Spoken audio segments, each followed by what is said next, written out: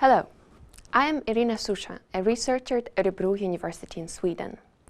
My research is focused on open government, open data, and citizen participation.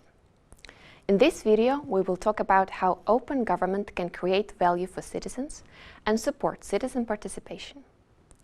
In a democracy, citizens can participate in the work of government and influence policies which directly affect them.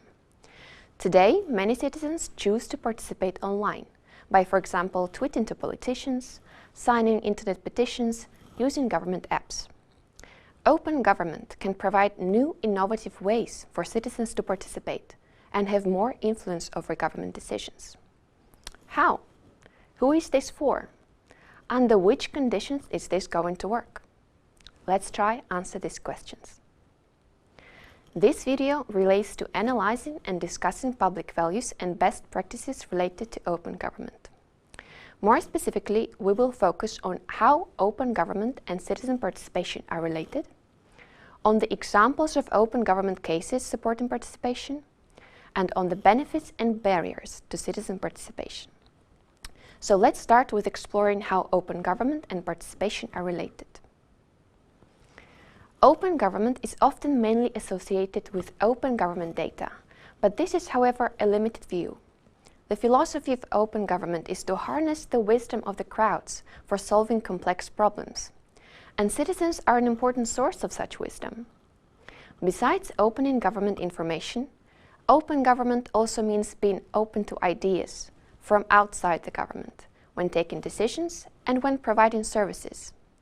We therefore define citizen participation as mechanisms which citizens use to participate and influence public policies and services.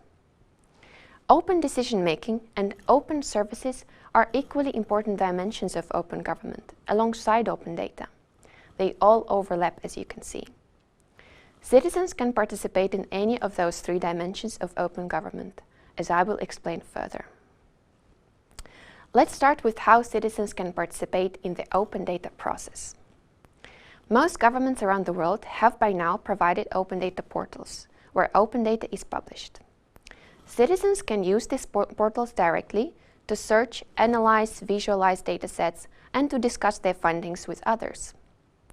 Open data empowers you as a citizen to be better informed about what government decides and provides, such as, for example, choose a better school or healthcare facility, understand where public money is spent, or be aware of environmental problems in your area. An example of an open government case in this category is the French Open Data Portal. It allows citizens to vote on, improve, and submit visualizations of government data.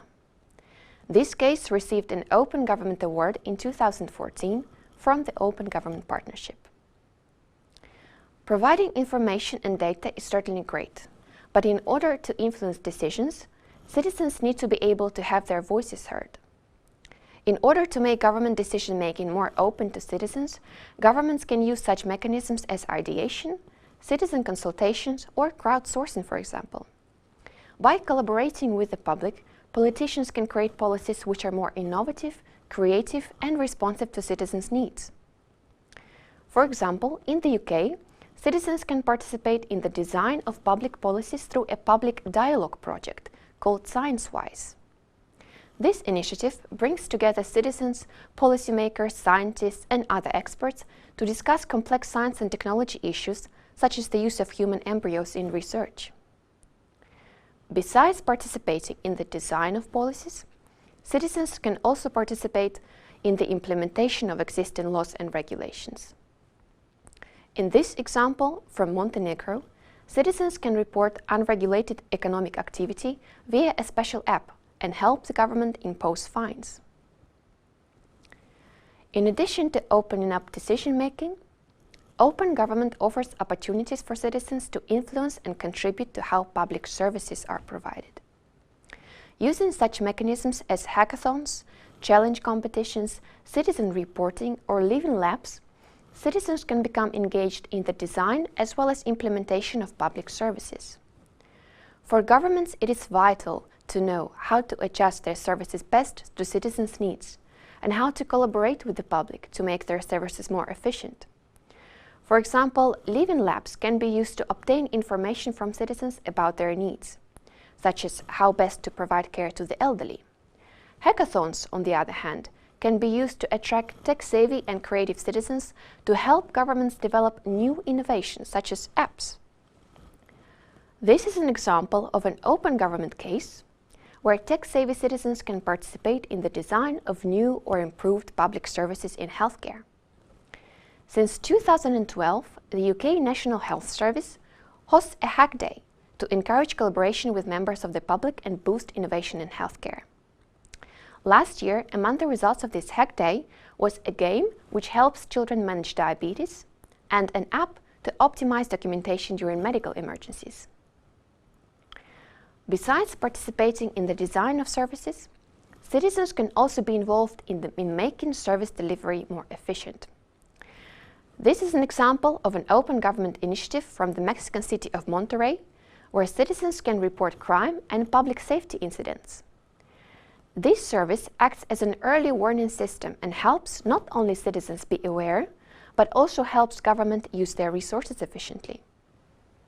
To sum up, in this lecture we talked about why citizen participation is one of the pillars of open government. Citizens can participate in different dimensions of open government.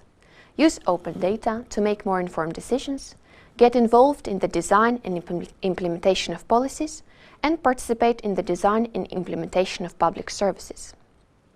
We discussed such innovative participation mechanisms as open data portals, public dialogue, citizen reporting, and hackathons. Although citizen participation can help improve and innovate public policies and services, involving citizens in open government is not easy. There are a number of challenges to citizen participation. In brief, we need to scale up and make citizen participation in open government more mainstream. Thank you for your attention.